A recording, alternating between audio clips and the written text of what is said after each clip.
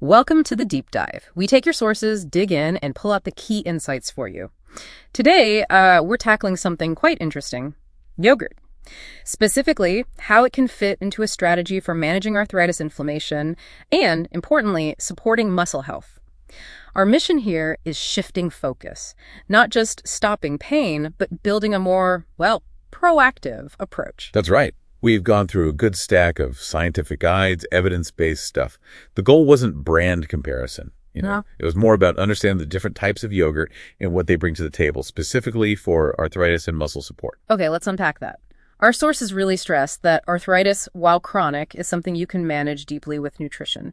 And what jumped out at me was this idea that chronic inflammation isn't just about pain, it's actually described as a catabolic state. Right. Catabolic meaning your body's breaking down tissue like muscle faster than it's rebuilding. Yeah. This inflammation can directly cause muscle loss. That's sarcopenia. Wow. So it creates this downward spiral. Exactly. A vicious cycle. The pain makes you less active, right? And when you're inactive, your muscles don't get the signal to grow, so atrophy, the muscle loss, speeds up. So looking at the sources, a holistic approach has to hit both things: fight the inflammation and actively work on building muscle. Okay, that makes sense. So where does yogurt fit into this dual strategy? What's its specific role according to the research? Well, the guides highlighted three main things. First up is protein. Pretty straightforward. It's the basic building block for muscle. And dairy yogurt has casein, which is interesting because it digests slowly. This helps support muscle protein synthesis, MPS, overnight. MPS, that's the body repairing and building muscle tissue, even while sleeping. Exactly. So it's not just how much protein, but maybe the type and timing too. Then you have probiotics, the live and active cultures everyone talks about for gut health. Right. And how do they connect to inflammation? Well, they might help lower some inflammatory markers like C-reactive protein, especially in rheumatoid arthritis. But, and this is a big but, from the sources, the benefits are highly strain-specific. Strain-specific, meaning not all probiotics are the same. Precisely. Just seeing live cultures isn't enough. The specific type of bacteria really matters. And the evidence for certain outcomes, particularly for osteoarthritis, isn't always strong across all strains. And finally, calcium and vitamin D. Essential for bones, yes, but also muscle function. Many yogurts are fortified with these. That strain thing is really crucial then. So should people be hunting for specific names on labels, or is it more about categories? The sources lean towards looking for diversity in strains, maybe, or products that actually specify well-researched strains.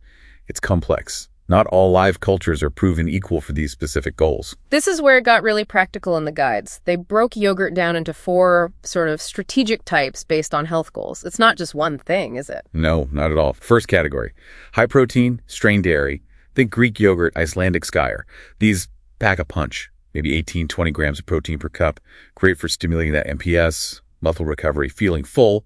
Plus, they tend to be lower in lactose, which helps some people. Okay, high protein first. What's next? Next, if the focus is more gut health and maybe modulating inflammation, you've got probiotic potent culture dairy.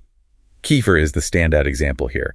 It's drinkable, distinct, and often boasts way more probiotic diversity, sometimes 12 or even more different live cultures. Interesting. And for people who can't do dairy? That's the third category. Fortified plant-based alternatives, crucial for allergies or vegan diets. But you really have to read the labels carefully here.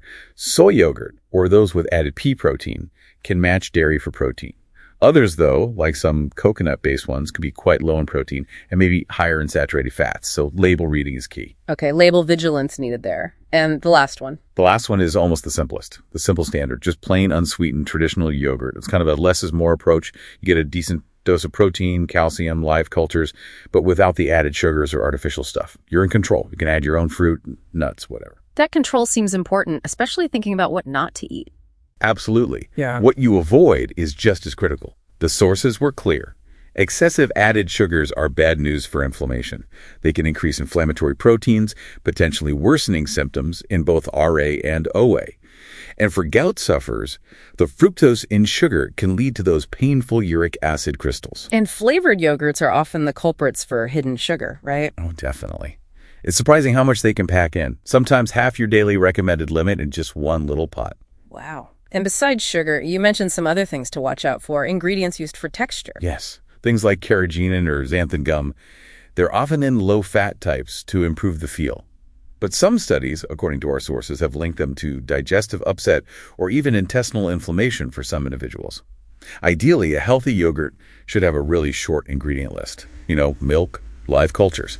Simple. So pulling this all together, yogurt is a tool, but just one part of the picture. It's a powerful ally, but part of a bigger strategy. Practical tips. Pair unsweetened yogurt with berries, nuts. Use it in smoothies. Think about timing protein, maybe after exercise, or like we said, before bed for that overnight MPS. And critically, combine it with resistance exercise. That synergy is vital for building and keeping muscle. And this fits into a broader anti-inflammatory way of eating. Yes, it should complement other good choices. Fatty fish, lots of fruits, vegetables, nuts. But it's really important to remember, dietary changes shouldn't replace your medical treatment. Always talk to a registered dietitian for a personalized plan.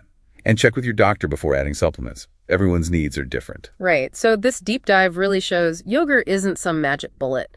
But choosing carefully with intention, it's definitely a versatile tool. It's about making informed choices, step by step, for better health.